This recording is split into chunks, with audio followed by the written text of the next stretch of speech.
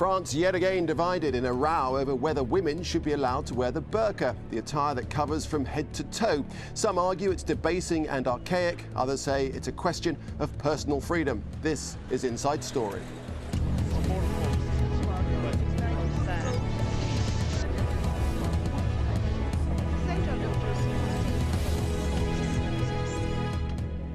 Hello, welcome to the programme. I'm Nick Clark. It's a debate about women's identity, Muslim faith, the freedom of expression and the nature of a nation. Those are the issues at stake as the French Parliament decide whether to ban the burqa or not. On Tuesday, it announced it planned to establish an inquiry to study the rising number of Muslim women wearing the burqa in France. Here's President Nicolas Sarkozy. Nous ne devons pas nous tromper de combat. Let's not be mistaken. In the Republic, the Muslim religion should be as respected as other religions. The issue of the burqa is not a religious issue. It is a question of freedom and of women's dignity. The burqa will not be welcomed on the territory of the French Republic. We cannot accept that in our country, some women be imprisoned behind a fence, cut from all social life, deprived of identity. That is not a principle that the French Republic has about women's dignity. So Sarkozy says burqas don't match French values. This from a European leader at a time when some Western countries are seeking to ease tensions with the Muslim world. US President Barack Obama touched upon the same subject earlier this month in Cairo. It is important for Western countries to avoid impeding Muslim citizens from practicing religion as they see fit. For instance, by dictating what clothes a Muslim woman should wear. We can't disguise hostility towards any religion behind the pretense of liberalism. Well, on the streets of Paris, though, the opinions were mixed. We are supposed to be living in a democratic country which respects human rights. If so, then why don't they let people free to choose what to wear? Since I have decided to wear the hijab, people cannot stop telling me to take it off. The veil is part of my religion and has nothing to do whatsoever with the oppression of women. The burqa has nothing to do with Islam. It's a symbol of fascism and of oppression of women. In the long run, the decision to ban it will be good for Muslim women in France. Once again, are we not trying to isolate and discriminate against all Muslim women and attempt to take away their personal freedom? Well, it's a right old debate, that's for sure. And joining us to discuss the issue of the burqa in France are our guests. In Paris, the writer and political commentator Anne-Elisabeth Moutet, Jean-Marie Fardeau, Director of Human Rights Watch in Paris, and in Riyadh, Muna Abdulsuleiman, a leading Saudi media personality in the Middle East. Muna, if I could start with you. 5 years ago, women were banned in France from wearing the hijab or headscarf, and as a Muslim, I understand that you opposed that legislation. You said they should be allowed to wear the hijab if they so chose, but now you do agree that women should not be allowed to wear the full-length covering, the burqa. Why the difference? Well, the thing is, of course, we have to take the context. If we ban the burqa today with still a banning of the hijab, then France, which is the cradle of liberal freedom, this is where it all started, is actually becoming an isolationist state. It's trying to show that only if you're bleu, blanc, et rouge would you be accepted if you're really a white French out of white French parents, which is something that we're seeing at the L'Oreal suit that was just they lost in the French Supreme Court. There is a trend in France in trying to show that the Muslim minorities and other minorities don't belong. So the banning of the burqa really has to be seen in this context. If the banning of the burqa is done while there's also a ban on the hijab, then we cannot say that France is doing anything except being discriminatory. Obama had it right when he said we couch all these discrimination and racist ideas behind talk of liberalism. Okay, well, let me bring in Jean-Marie. At the same time, but let me go why I actually agree with the banning there's of the plenty to burqa. discuss. We'll have lots of opportunity to bring it in, if you forgive me. Let's bring in Jean-Marie Fardot from Human Rights Watch. There's lots of issues that we're touching on in this programme that we've heard just there. Security, a sign of subservience, not welcome in this secular country. On those points alone, it should be banned, shouldn't it? Our position is very clear on this, and one first thing is to know that the burqa is a very marginal behavior in France, and it's very rare to see someone wearing burqa. Second thing is Human Rights Watch is opposing both any kind of prohibition but also any kind of forced wearing in any country in the world. And we believe that a prohibition decided or by the law, by the state, would not be a good signal sent to the Muslim community, and it would be also very discriminatory against those women, and it will not be the best way to free them, and it will be one more indication for those family to send these women at home and to keep them at home. And we believe it's not the right thing to do to have the state prohibiting the burqa. It's another debate should be done about exclusion, about social, economic rights, about integration of Muslim community in France, and this is a way we should deal with such an issue. All right, let's put those points to Anne-Elisabeth Moutet. It's discriminatory, it's a waste of time focusing on fringe issues, and it risks stigmatizing French Muslims. All pretty good points. Well, first of all, I'd like to take issue with Mouna. The hijab is not forbidden in France. The hijab is not banned in France. You can see lots of girls wearing the hijab in Paris, in the subway, etc. That is schools. You cannot wear the hijab, and you cannot wear a crucifix, or you can. No. You can actually wear a crucifix if it's small enough. In public institutions. If it's a small crucifix, you can actually wear it. Only if it's really big. That's actually the letter of the law. Mouna. Well, I'm sorry, but that's a religious symbol. So, Mouna, let Anne-Elisabeth have a say, and then I'll come back to you directly afterwards. Yes, but can I explain the law, please? I'd be glad to explain it. The law says 1/16 of the height of the person. A big crucifix is not acceptable. You have to put it inside, and the hijab is not acceptable. But that is only in schools. It's not in universities. It's in schools, and it's in any area of the public service by civil servants. If you are a normal customer, you go into a mairie, you go into the préfecture de police to have your driver's license renewed, etc. That is not a problem. Of course, you're allowed to wear the hijab. You are not allowed to, girls are not allowed to wear it at school because we want to have a sort of plain field for everybody the same. At university, if you decide that you want to wear the hijab, you can wear it. Okay, Mouna, go ahead. But I'm sorry, why should a 16-year-old who can drive and who can actually make other decisions that are interesting for their life and life choices not be able to say, I wear something on my head? And when I talk about hijab, I'm talking about a headscarf. I'm not talking about the burqa. I want to make sure that this is very, very clear. No, of course. I wear I know what the hijab is. Since I was 13 years old. It has not stopped me from going to school, from bungee jumping, from driving, from doing anything. So why would France say that hijab, my religious mandate hijab, ladies, forgive me. I need to jump in there. I need to jump in there for a second because we need to get back to the case in point, which we are talking about the burqa, and I don't want to sort of go off on this diversion. It's relevant, of course, hijab, but nevertheless, really the burqa. derives from the same. No, absolutely. And Elizabeth, I want to put to you: are you in agreement with your Muslim-born housing minister, Fadela Amara, who says that described the burqa as a tomb for women?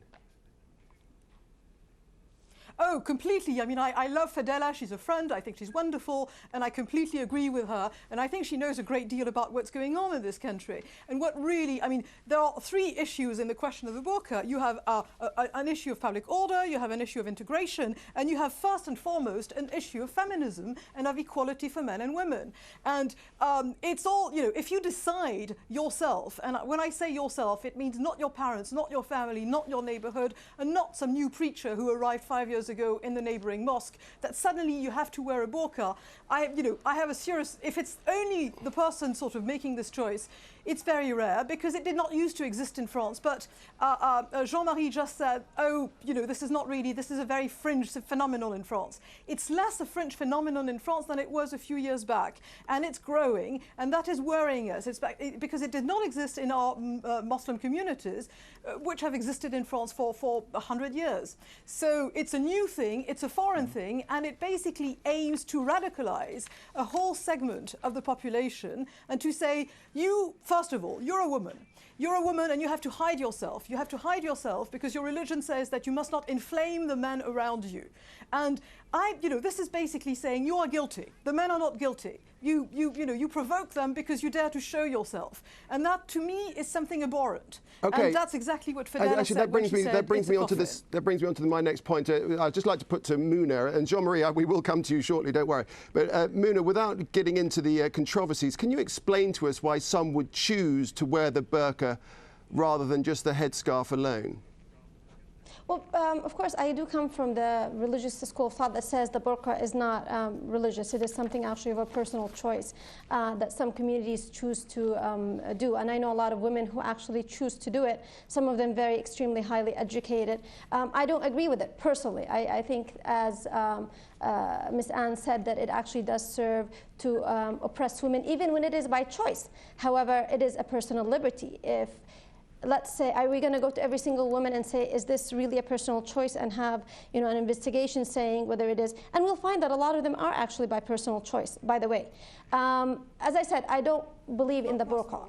But the context of it coming after what has happened with hijab, and this is where I vehemently and strongly, and all of the rest of the world disagrees with the analysis that France did about banning it in public office and public organizations and public schools, not universities though, is actually very racist, very discriminatory, and saying that 1 billion of the world's population don't understand what the religion is about. And that's very concerning for me. Again, putting those two things in context within a few years of each other show me that there's a trend in France that is going against anything that is foreign, that is causes fear.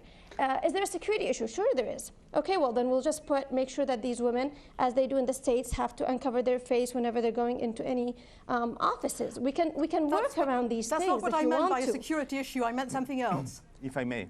Okay, no, let's we haven't heard from Jean-Marie for a little while, so I think it's important that we hear from him. So let's hear the point of view from Human Rights Watch. Thank you. Yes, because the question for us is not to discuss if burqa is a good thing or wrong thing at the religious level. The question is it the role to the state to define what women has to wear or not? And that is the point. And on this point, we believe the French state has no legitimacy to decide for women what they have to wear or not. And it's up to the woman to make the decision, up to the woman to organize among them to avoid this kind of oppression, if it is an oppression. And we believe the wear of burqa or of hijab or of any religious symbol, when there is no proselytism by the person who is wearing it, is not a risk or threat for the neutrality of the state, for the laicity in France. And that's why we believe the state is not in its proper role to do that. Of course, we can have Muslim community can have a debate among themselves about burqa or not burqa, but it's not to the state to make the decision for women. Okay, Anne Elizabeth, I'd just like to bring you in there. You're looking slightly askance. Yeah. Because the state makes decisions about what men and women can wear all the time. The Blair government in Britain forbade the wearing of hoodies because it was indicative of a certain behavior. You cannot go and streak all naked in a sports arena. You will be arrested by the police because it's indecency. So there's all sorts of reasons why the state decide what we have to wear and when we wear it. And it is part of bringing society together. I mean, we trust the state not to be totalitarian, but I don't think it's a new thing that the state says, no, this is not on. Jean-Marie, I mean, what's happening here, really, isn't it just an affirmation of French values, and that those that choose to live in France should really adhere to its way of life? The question is France prepared to accept the diversity which is now on its soil, with many communities from all over the world. It's not the France of the 19th century.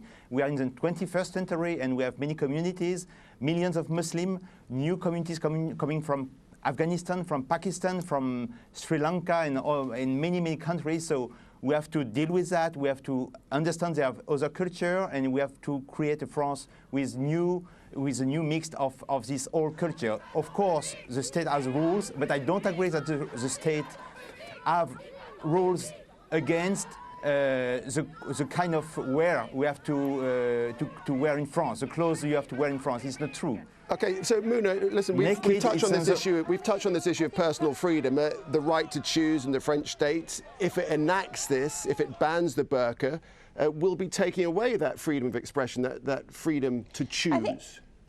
I think it's much more than just taking the freedom of choose. I think it'll cause, actually, within a few years, a crisis of identity for France. If France is known as the cradle of liberty, it is known as a place where there's a lot of diversity. And it has a lot of colonial past. There's a lot of mistakes that were done in the past because of expansionism, and that, you know, that's how a lot of people came into France later on.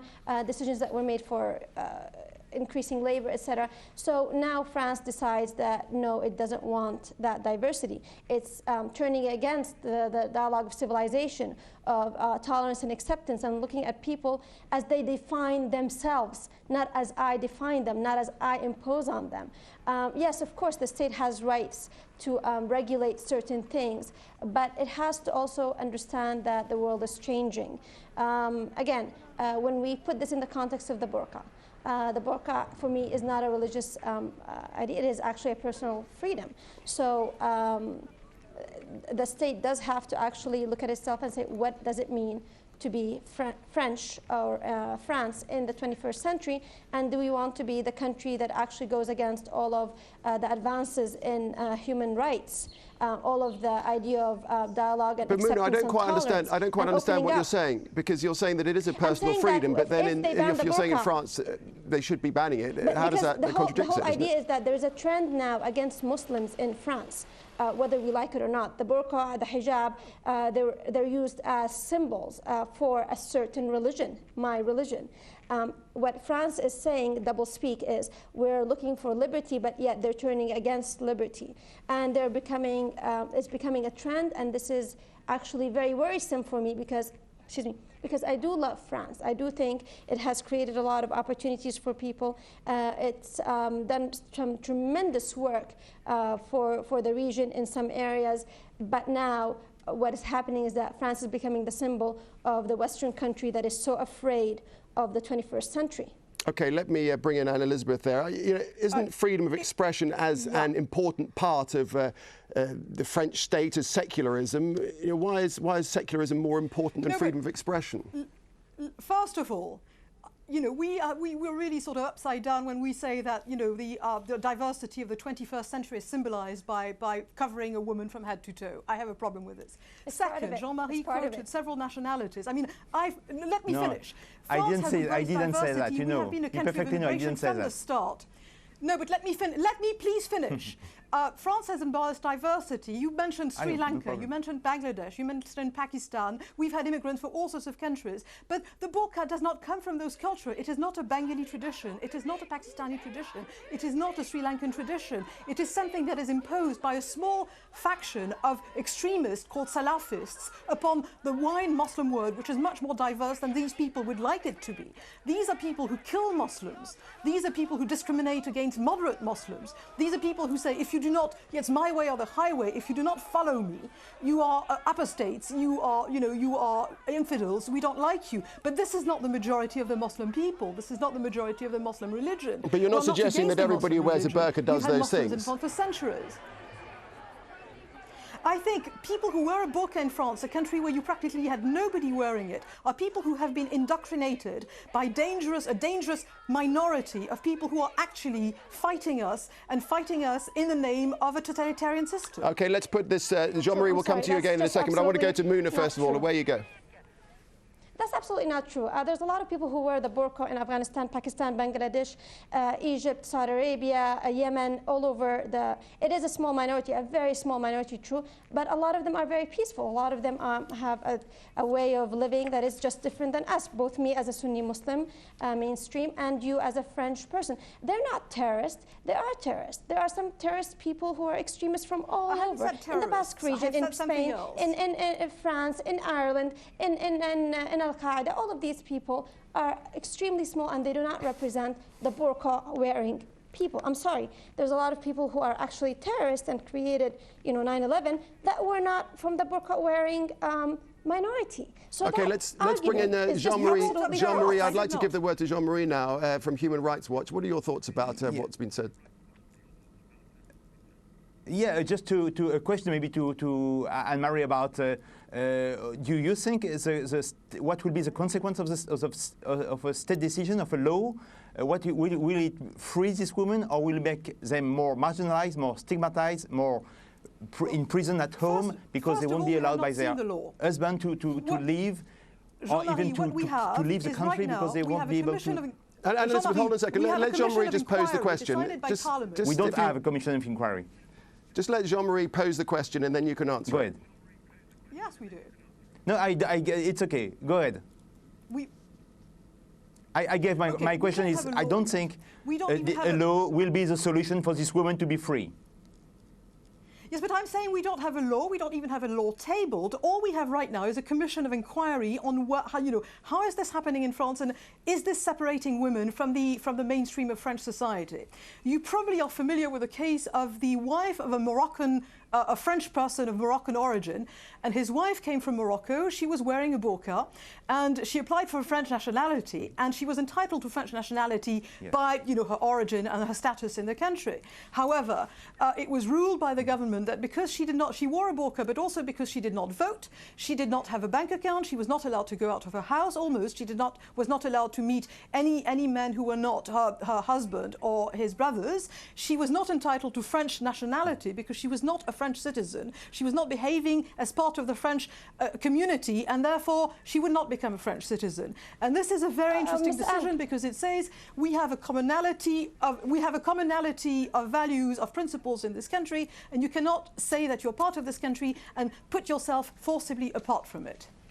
Yes, well, I can give you 5 examples of burqa-wearing women who won actually regional and international prizes in physics and in math and all over from the US all the way to Malaysia. So actually that woman's burqa wasn't actually, it's a symbol for you of oppression, but I can assure you, even if she wasn't wearing that burqa, that would be the same situation for her. I would have thought if France gave her the nationality, they would actually enable her to move ahead out of that abusive relationship she's in. That's a woman who's abused. That's not a woman who's abused because she's wearing the burqa.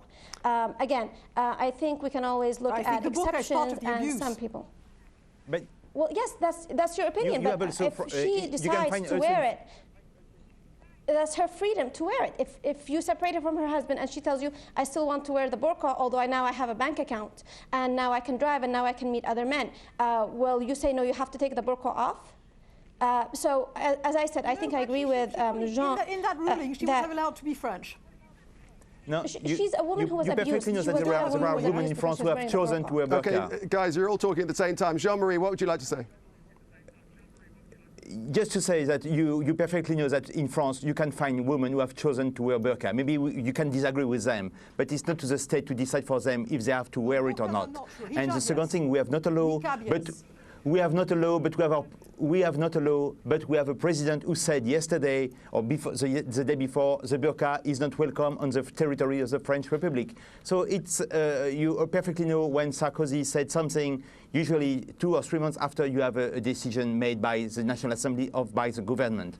So it will. There is a signal. Is even preempting the debate, which should be done by the National Assembly, and he is already giving the conclusion. And we perfectly know that this decision will probably be contrary to the interests of this woman. OK, you know what? If we had 24 hours, I don't think we'd come to an agreement. But thanks very much indeed for this. We have to move on. We'll watch very closely how things develop on this important issue in France. Thanks for your time, everybody. Muna Suleiman, Anne-Elisabeth Moutet and Jean-Marie Fardot. Thanks to everybody for watching this edition of Inside Story. We're always delighted, of course, to hear your comments and suggestions. Please email them to us at insidestory@aljazeera.net. Goodbye for now.